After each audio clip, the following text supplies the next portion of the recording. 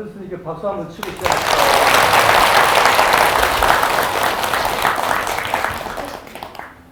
과거에 어른 스님들은 우리 어린 그 청년들한테도 참 마음을 많이 쓰셨고, 또 그래서 여기 주지 스님도 어린 시절에 소년 때 출가하셔가지고 그 한시를 지은 걸 제가 한번 본 적이 있었는데, 오늘 또 방에 있더라고요. 그래서 몇 대목 봤는데 굉장히 서정적이면서도 한시를 잘 주로 오운절구로 이렇게 해서 하신 걸 보면서 너무 기쁘고 고마웠습니다. 좋은 스님이 주지로 오신 것을 여러분들 기쁘시죠? 네. 스님한테 박수 한번 보내주세요.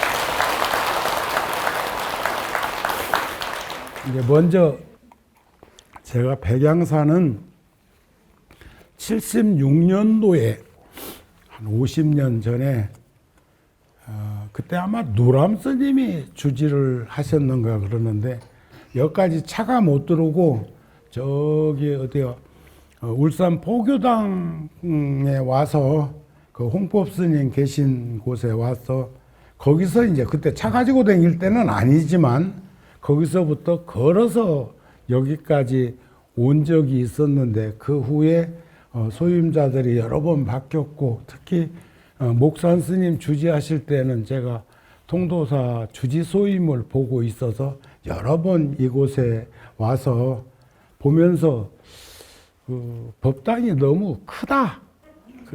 너무 크다. 그래서 크다는 얘기는 불자들 힘들겠다.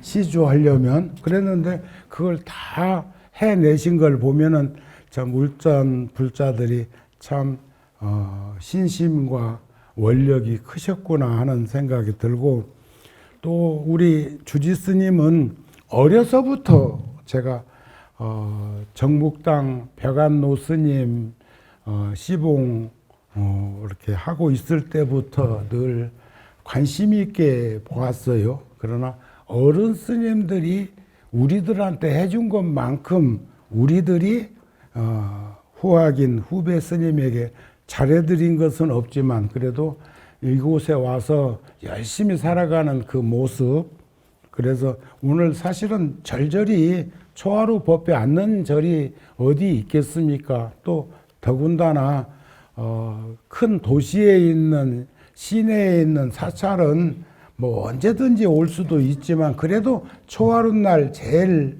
그 불자들이 많이 오시는 때거든요. 그래서 오늘 주지 스님, 통도사 주지 스님도 그러더라고요. 아이고 스님, 저 오늘 백양사 가신다고 서울에 안 계셔가지고 불자들이 섭섭하겠다고 그런 말씀을 해서 내가 그렇게 말씀을 드렸어요. 안 보여도 절에 있는 건 안다. 응? 왜냐하면 제가 세운 절이 국내외에 한 20여 곳이 되기 때문에 제가 구룡사에 머무르고 있다고, 2달 후에 85년 음력으로 5월 초하룻날 그 서울에 올라가게 되었는데 벌써 40년 되었네요. 벌써 40년 동안 서울에서 살면서 통도사 소임 본다고 잠시 내려와 있은 거 빼놓고는 늘 그곳에서 있었지만, 불자들이 생각할 땐 법당에 내가 없어도 없는 것으로 보지 않아요. 어느 절인가 지금 법회하러 가셨구나 그렇게 생각을 하는 것만 해도 전 참 자유로운 사람입니다. 또 여기 주지 스님도 안 보인다고 그래가지고 또 어디 갔을까 하지 말고 어딘가에 스님 필요해서 가셨구나 이렇게들 생각하면 살았으면 좋겠습니다. 저번 달에는 출가해서 열반까지 우리도 부처님같이라는 주제 속에서 통도사는 8일 동안 8명의 스님들이 매일 서가열의 팔상도에 대해서 한 단락씩 잡아서 법문을 하시고, 또 우리 주지 스님도 텔레비전에 잠깐 비치는 데 보니까 열반, 부처님 열반제일날 열반에 대해서 말씀을 하시는 것도 제가 목격하게 되었고, 저는 할 일이 없어서 텔레비전을 자주 보는 편입니다. 제가 통도사에는 68년도에 17살 먹던 해에 통도사에 내려갔는데, 그 전에도 벌써 몇 년간 절에서 머무르고 있기는 있었어요. 어렸지만. 그때 이제 어느 스님이 돈 500원까지 주시면서 통도사 이렇게 가면 좋겠다 해가지고 제가 통도사를 내려왔는데, 그때 뭐 울산은 뭐 촌이니까 전차 없었겠지만 서울하고 부산에는 전차가 댕길 때니까 2원 50전 할 때 2원 50전 전차가 그때 그 스님께서 돈을 500원까지 주시고 저희 은사 스님한테 편지까지 이렇게 써 주셔가지고 통도사를 용산역에서 물금역까지, 물금 아시죠? 구포구의 물금역까지 190원 주고 표를 끊어서 통도사에 왔는데, 그게 벌써 오래됐네요. 그리고 또 주지 스님의 은사 스님이신 정북당 노 스님께 저는 처음에 절에 와서 배우는 그 가르침 중에 치문이라고 하는 그 책을 스님께 공부를 하고 외워 바치고 그랬는데, 스님께서 한 60년 전에 제가 20몇 살 먹었을 때, 그거 나이 알려주면 또 계산해가지고 복잡해지니까, 76년도에 제가 통도사에서 또 하고 싶은 일이 있어서 말씀 못 드리고 서울에 올라가가지고 죄송해서 이제 두 어른 스님께, 물론 은사 스님한테는 간접적으로 허락을 받고 갔지만, 그때 이제 죄송하다고 말씀도 못 드리고 이렇게 통도사를 떠나오게 돼서 죄송합니다 하고 이렇게 편지를 올렸더니, 워라 노스님께서는 제가 살고 있는 서울 조그마한 절에 2번이나 다녀가셨어요. 저는 평생 동안 무거운 짐을 지고 있는 것 중에 하나가, 어른 스님들은 후학들한테 그렇게 관심과 배려 속에서 늘 그렇게 살피셨는데, 우리는 지금 뭐 하고 있는가 하는 것을 늘 가슴에 새김질하고 있습니다. 그랬는데 그때 벽안 노스님께서 저에게 보내주신 답서가 있어. 제가 노스님 죄송합니다 하고 편지를 올렸더니, 정우를 보내고 궁금하던 차 편지 받아보고 반겨하였다. 공부를 하기 위한 것이니 착실히 공부하고 돌아와서 통도를 위하고 불교를 위해서 크게 활약하고 훌륭한 승려가 되어라. 우리 불교는 이 시대에 부응하지 못하고 있다. 젊은 세대는 반성하고 구습을 타파하여라. 76년 10월 12일 노승 벽안 답서, 이렇게 저에게 글을 답장을 보내주셨는데, 그때 제가 25살입니다. 근데 지금 제가 74시예요. 통도사는 17살 먹던 해 같고, 세월이 유수 같아. 그렇죠? 참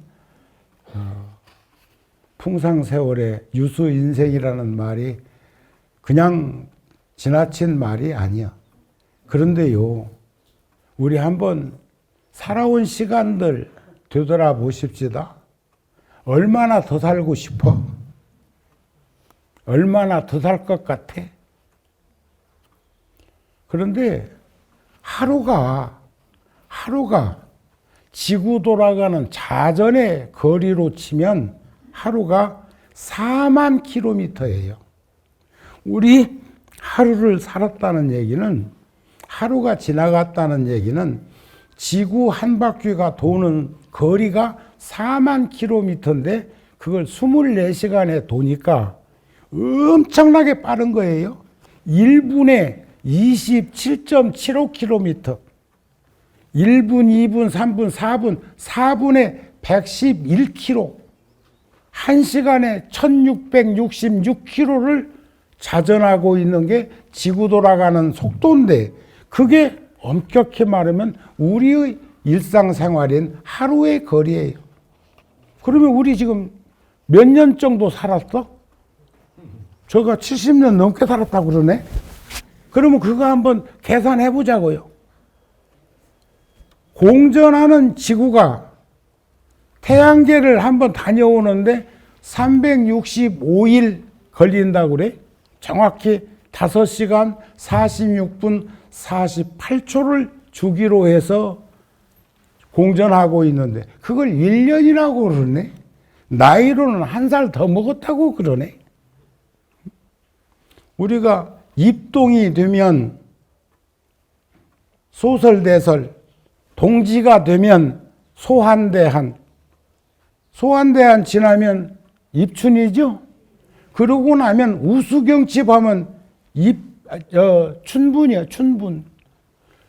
추나추동 사시 절석 가운데 벌써 금년 한 해도 4분의 1이 지나간 거예요. 낮과 밤의 길이가 엇비슷해졌어. 제가 하루도 걸으지 않고 어제처럼 통도사 온다고 저는 오전에 걸었어요. 그러는데 그런 거리를 걸으면서 한 생각을 떠올려 보면 하루에 우리 인생은 4만 킬로미터나 어디론가 가고 있는데 어떤 식으로 살다가 어떤 식으로 마감하고 싶은가 하고 반문을 해보자는 거죠. 잘 살아야 합니다. 잘 삽시다. 후회하지 말고. 있을 때 잘해.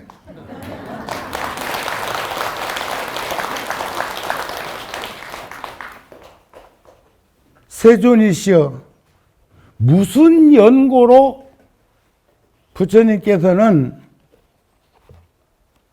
2월 달에 열반하십니까? 2월 보름날 어째서 열반하시고자 합니까? 그때 사람들은 참 순수했던지. 그러니까 부처님께서 태어나신 건 4월 초파일이죠. 출가하신 것은 2월 8일이요. 정각을 이루신 것은 나벌 8일, 12월 8일이요. 그러니까 탄생, 출가, 성도는 8일에 하셨는데 어찌해서 그것도 다른 때도 아니고 2월 보름날 열반하신다고 하십니까? 부처님은 몇 달 전부터 떠날 것을 미리 말씀을 하셨으니까 요즘 스님들 중에서도 한 1년 전에 나 내년 며칠 날 간다 했는데 아침 잘 자시고 그리고 앉아서 그냥 좌탈인망 해가지고 가신 스님도 계시던데, 자, 2월은 봄이다. 봄에는 만물이 소생하고 꽃이 피고 열매 맺고 강물이 많아지고 히말라야 설산이 녹아서 흐르니까 온갖 동물들이 동물의 세계에 봐도 요때쯤 되면 겨울에 임신했다가 새끼를 막 낳지요. 그럴 때이므로 중생들이 흔히 그때를 항상하다는 생각을 내고 있느니라. 중생들의 이러한 항상하다는 생각들을 여의게 하기 위해서, 일깨워지기 위해서 모든 법이 무상하다는 것을 보여주고자 해서 나는 2월 달에 열반에 들고자 한다 하셨어요. 또 그런가 하면 주지스님께서도 열반제일 날 법문에 열반에 대한 말씀을 하시던데 오늘 또 주지실에 가면은 선가구감의 서산대사가 쓴 글 중에 단 번뇌명 이승이요 번뇌 불생명 대열반이라는 가르침이 거기 수록되어 있던데 그 가르침을 열반경에서는 부처님께서 단 번뇌명 해탈이요 번뇌 불생명 열반이다 이러셨어요. 해탈이라는 말은 탐욕과 썩냄과 어리석음을 끊었다 소리예요. 또 열반이라는 말은 탐욕과 썩냄과 어리석음을 여의었다 소리예요. 일어나지 않는다는 거죠. 반야심경처럼 불생불멸 불구부중 부중불구만 그러한 경계를 말씀을 이제 하신 건데 부처님께서도 열반경에서 내가 떠남을 보고 그것을 죽음으로 알지 말라. 꼭 기억해 놨다가 잘 살았다가 여러분들도 떠날 때 자식들이 울고 불고 하면 그러세요. 내가 떠남을 보고 그것을 죽음으로 알지 마라. 열반은 번뇌가 일어나지 않는 열반은 죽음이 아니니라. 죽음이라는 것은 지수화풍 이 몸의 죽음이라는 것을 잊지 마라. 4대 지수화풍 이 세상이 말이죠. 지수화풍으로 이루어져 있는 건 맞은데 지수화풍이 서로 연기 인연되지 않으면 지수화풍은 없어요. 흙은 먼지, 분진, 불은 지수, 물은 얼음덩어리, 불은 진공상태. 그러면 불이 붙지를 않습니다. 바람은 그러니까 지수화풍이 전부 지수화풍과 인연 연기해서 각자 모습을 지니고 있는 거예요. 여기 주지스님이나 저나 여러분들도 각자 자기 모습을 지니고 있는 것은 인연 연기해서 오늘 여기 초하룻 날이라고 백양사에 와서 이런 법석에 함께 할 수 있는 것도 여러분들이 처음에 마음을 냈기 때문에 그렇고 백양사에 있기 때문에 여기 온 거 아닌가요? 그게 연기되는 거예요. 그렇지 않으면 우리는 무주궁산에 떠있는 중음신에 지나지 않을 거예요. 그래서 이 몸은 이 육신은 부모에게서 받은 것이므로 늙고 병들고 죽는 것은 어쩔 수 없는 일이요. 이 몸은 부모에게서 받은 건 맞지요? 주모에게서 받은 것이므로 늙고 병들고 죽는 것은 생로병사는 어쩔 수 없는 일이다. 이 몸은 여기에서 떠나더라도 깨달음의 지혜, 우리가 선근과 지혜와 보리심으로 증장한 우리 본성, 영원히 진리의 길에 살아있을 것이다. 모든 것은 덧없나니 무상하다니 게으르지 말고 부지런히 정진해라. 만해 한용운 스님의 시가 서울 파고다공원 원각사지, 여기도 보니까 원각산 중 생일수, 개화천지, 비분전, 비청비백, 역비분, 부재춘풍, 부재천이라는 개송이 주련으로 이렇게 걸려 있는 것을 보았는데 그냥 왔다가 지나가지 말고 위에 글씨 잘 모르겠거든. 밑으로 턱을 조금 내리면 번역까지 되어 있다. 그냥 걸어놓은 것은 아닐 거라고 생각을 합니다. 그런데 그 원각사지에 가면 국보 2호 원각사 그 대탑이 있고 그러는데 거기에 만해 한용운 스님이 3.1운동에 직접적으로 관여해가지고 앞장서셨던 스님이시죠. 그런데 그 스님의 비석이 하나 세워져 있어요. 그 비석은 주지스님의 노스님, 경봉 노스님께서 본래 조계사에다가 그 비석을 세우려고 만들어가지고 서울로 갔는데 그래가지고 조계사는 청정 비구가 사는 도량이니까 거기다 세울 수 없다 하니까 경봉 노스님께서 선지를 드러내가지고 서울시장이었던 김현옥 시장님한테 걱정을 하신 거예요.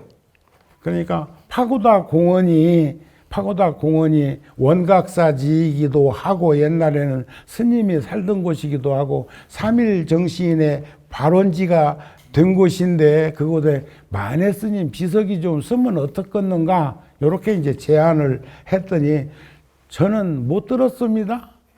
저는 못 봤습니다. 하라 소리는 못해도 시장이 한 것은 인정하겠다 그 말 아니요? 눈이 없어서 보이지 않고 귀가 없어서 들리지 않는다는 그런 표현을 쓰셨다고 그래요. 김현옥 시장께서. 만년에는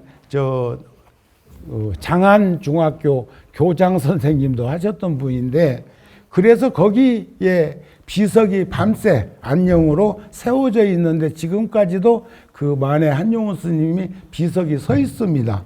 근데 그 비문을 읽다 보면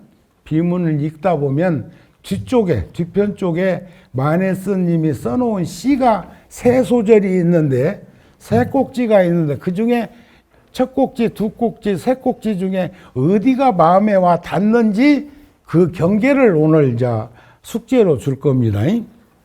오늘 해답으로 얘기해도 괜찮고. 봄날이 고요키로 향을 피고 앉았더니 삽살개 꿈을 꾸고 거미는 줄을 친다. 어디서 꾹꾹이 소리 산을 넘어오더라. 따스볕 등에 지고 유마경 익노라니 가벼우게 나는 꽃이 글자를 가리운다. 구태여 꽃밑 글자 읽어 무삼하리요. 대실로 비단 짜고 솔잎으로 바늘 삼아 만고 청수 술을 놓아 옷을 지어 두었다가 어즈버 해가 차거든 우리님께 드리리라. 1절, 2절, 3절 시 중에 어디가 제일 좋아? 응? 다 좋아? 오이구, 그러면 다 좋다는 이한테 박수 한번 보내주죠.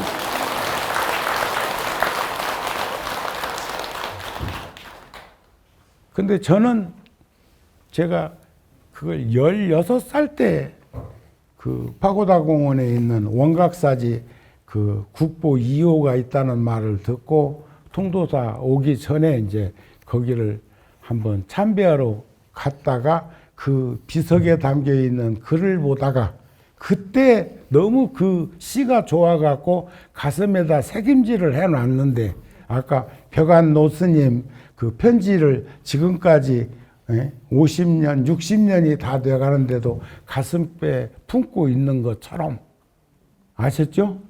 그런데 저는 그때도 그 어린 나이에 2절이 좋았어. 2절이 어느 대목이 좋았냐? 가벼우게 나는 꽃이 글자를 가리운다. 그 유마경 책에 있는 글자를 구태여 그 꽃 밑에 있는 글자는 읽어서 뭐 어떻겠느냐? 뜻을 알았으면 됐지. 그게 좋아 보였는데 사실은 3절이 좋았어.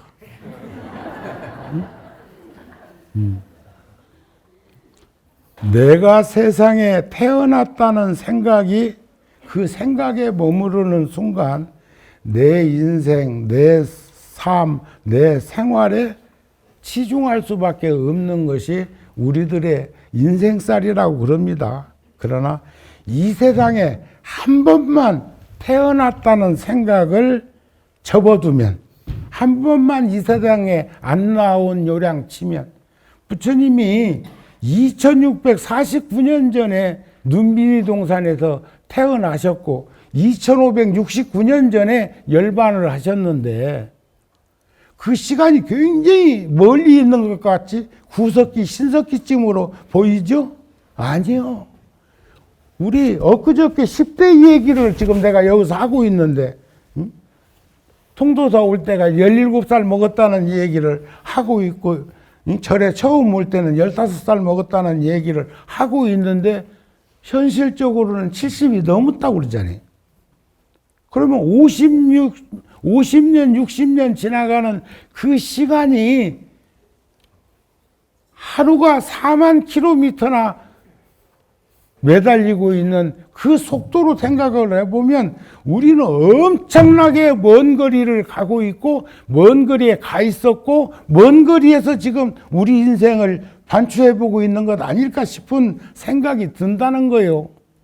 그런데 부처님이 50년 간격으로 여러분들이 다른 건 어릴 때 나이 먹어갖고 침침해져가지고 정상적인 생각을 못 하더라도 살아오면서 한 50년은 정상적인 생각과 행동을 할 수 있지 않을까?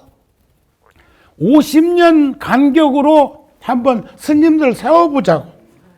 그러면 50명만 세우면 부처님 계신 그 제세시에 돌아갈 수가 있다는 거예요. 50명? 100명도 안 되는데 50명. 그렇게 생각해 보면 그 시간은 결코 긴 시간이 아니고 그 찰나지간에 2000년, 3000년도 금방 지나가는 것이 지구 나이가 45억만 년 됐다고 하면서 거기다가 비교한다면 비교될 수도 없는 거 아니겠습니까? 시공을 초월할 수 있는 우리들의 본성에서 생각을 해보면 그 시간은 그냥 숫자 노름에 지나지 않을 거라는 거예요. 그래서 수행정진하는 출가자가 되었던 제가자가 되었던 아무리 어려운 일이라도 그 일을 시작할 때는 한생 안 태어났다라고 생각하면 해볼만 하고 누구든지 해야 될 일이라고 생각되면 해야 될 일이라면 내가 앞장서고 누구도 할 수 있는 일이라고 생각되어지면 주고 떠날 수 있는 우리가 되었으면 좋겠다는 거예요. 이 세상에서 가장 어려운 일은 사람이 사람의 마음을 얻는 일이라고 그럽니다. 부모 형제 처자건속도 마찬가지요. 그리고 남남끼리 만나서 100년 해로하시는 분들 보면 보살이요. 우리는 출가 안 했어도 그렇게 못했을 것 같아요. 각자의 얼굴만큼이나 다양한 각양각색의 마음에 순간순간 수만 가지 생각들이 떠오르는데 우리가 출가자나 제가자나 불자가 보리심을 여의지 않으면 일념만념으로 살 수 있는 경계가 스스럼 없이 생긴다는 것이에요. 마음을 머무르게 한다는 거, 상대의 마음 속에 내가 노크하고 들어갈 수 있다는 거 매우 중요하다는 사실도 우리가 함께 인식하면서 살았으면 좋겠다, 그런 말씀입니다. 그러기 위해서는 세상에 살고 있지만 참 여러분들은 우리보다 훨씬 수준이 높거든요. 경계가 높아. 그 어떻게 맞춰가면서 살고 있는지.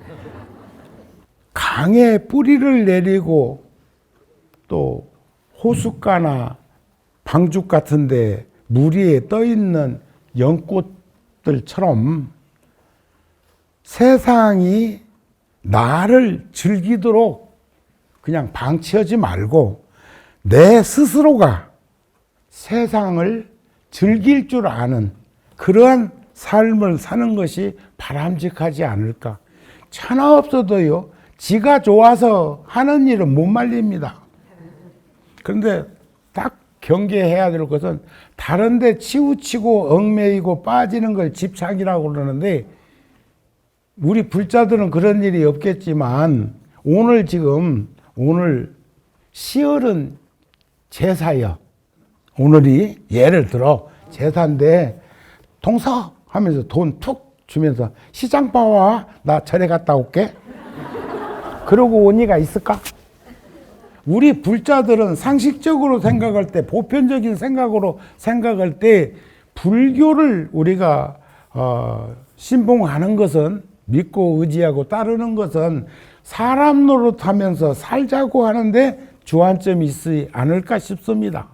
오늘 같은 날은 제사 준비하는 것이, 그러니까 조금 한 지혜가 있으면 집에서 하려고 하지 말고 절에 와서 제사 지내면 제일 좋고 그렇잖아요.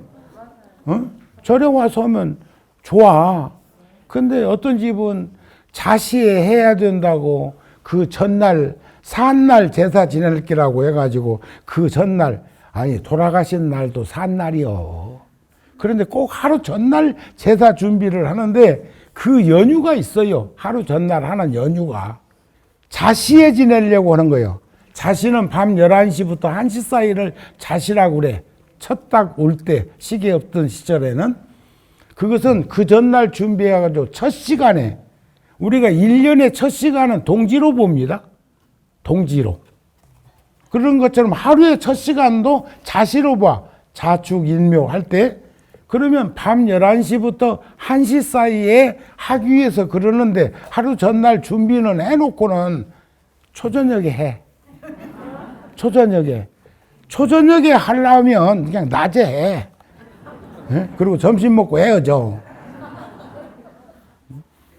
그 시간을 한 것은 어른들을 섬기는 효심이 첫 시간에 모신다고 하는 그런 마음으로 그 전날 하는 거라는 거 잊지 마세요. 초저녁에 하려면 돌아가신 날 해. 기억하기도 좋게. 월화도 스님이 음력으로 11월 11일 날 열반하셨어요. 그랬는데 누가 제안을 하기를 산날 오후 3시에 열반하셨는데 산날 해야 되니까 11일 날 제사 지내자 그러더라고요. 계산하기도 좋게 짝대기 4개 세우면 그래서 내가 고집 세워가지고 11월 11일 날이 노스님의 기일이요. 또 벽안 노스님은 25세 11월 25세 관음제일 그 다음 날 아세요? 그런 건 주지스님하고 같이 어울리려면 그런 거 기억해 놓고 있다가 노스님 제사 때는 당연히 이렇게 가서 함께 동참하고 그랬으면 좋겠습니다.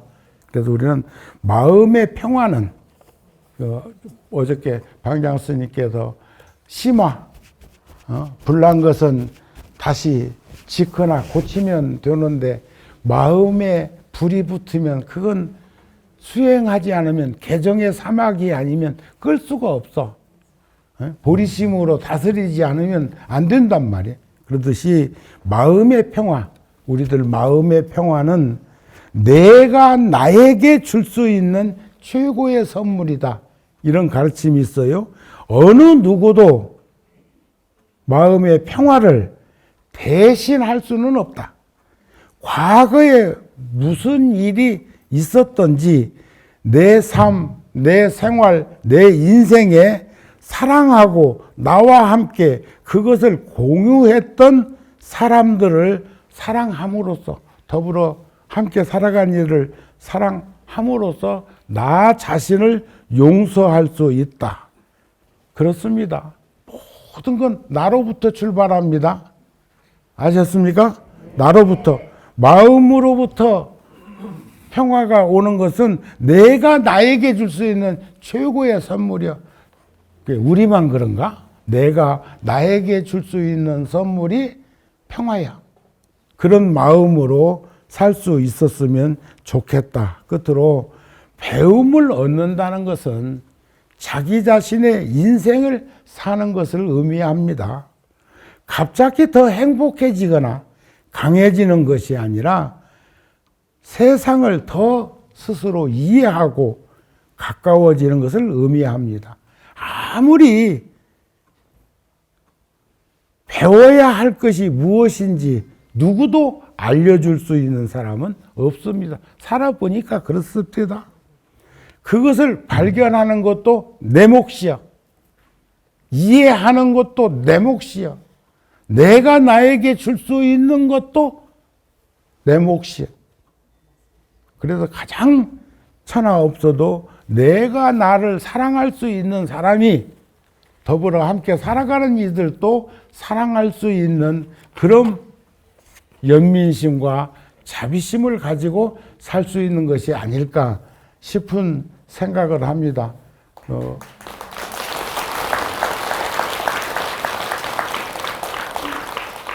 박수 치는 폼이 끝낼 시간 됐다 그 말이네.